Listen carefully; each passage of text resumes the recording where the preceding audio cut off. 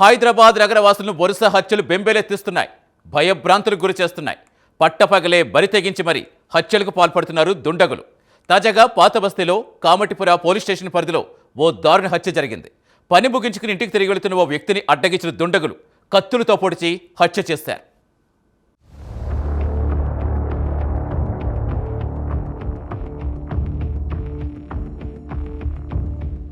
పాత బస్తీలోని కామిటాపుర పిఎస్ పరిధిలో దారుణ హత్య చోటు చేసుకుంది. డిసెంబర్ 9వ తేదీన రాత్రి అరవింద్ అనే వ్యక్తి బైక్పై వెళ్తుండగా అడ్డగించిన దుండగులు దారుణంగా హత్య చేశారు. డిసెంబర్ 9వ తేదీ రాత్రి తన పని ముగించుకొని ఇంటికి తిరిగి వెళ్తున్న సమయంలో ఈ దారుణం చోటు చేసుకుంది. అరవింద్ తప్పించుకునే ప్రయత్నం చేస్తున్నప్పటికీ వెంబడించి మరీ హత్యకు పాల్పడ్డారు. పాత గొడవలు, వివాహితర సంబంధం హత్యకు కారణమై ఉండవచ్చని పోలీసులు అనుమానం వ్యక్తం చేస్తున్నారు.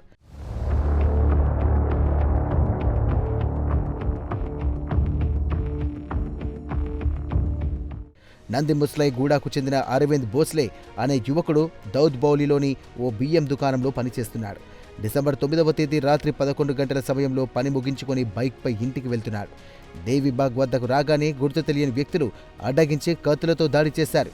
తలపై బండరాయితో మోదీ అక్కడి నుంచి దుండగులు పరారయ్యారు. సమాచారం అందుకున్న ఇన్స్పెక్టర్ భాస్కర్ పోలీస్ సిబ్బందితో కలిసి సంఘటన స్థలానికి చేరుకుని వివరాలు సేకరించారు. అయితే ఈ హత్యకు వివాహితర సంబంధమే కారణమై ఉంటుందని అనుమానిస్తున్నారు. కామిటీపుర పోలీసులు కేసు నమోదు చేసుకుని దర్యాప్తు ప్రారంభించారు. మృతదేహాన్ని ఉస్మానియా మార్చురీకి తరలించారు.